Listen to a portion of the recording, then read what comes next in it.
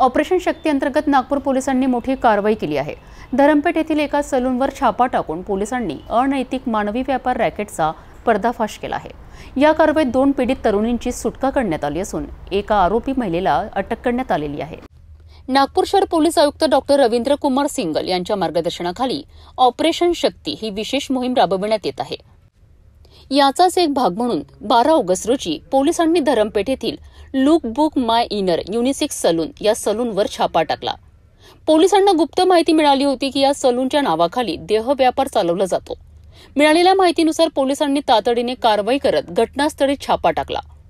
यावेळी पोलिसांनी दीपा आनंद गोदडे नावाच्या एका आरोपी महिलेला अटक केली आहे, तर सलूनची मालक पूजा रक्षित जोशी फरार झाली आहे।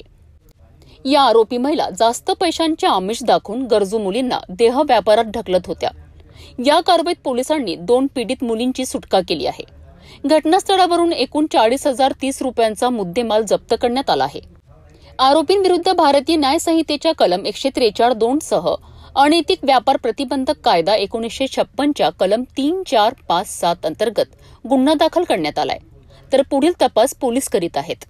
या कारवाईमुळे नागपूर शहरात अनैतिक मानवी व्यापार करणाऱ्यांमध्ये धास्ती निर्माण झाली आहे।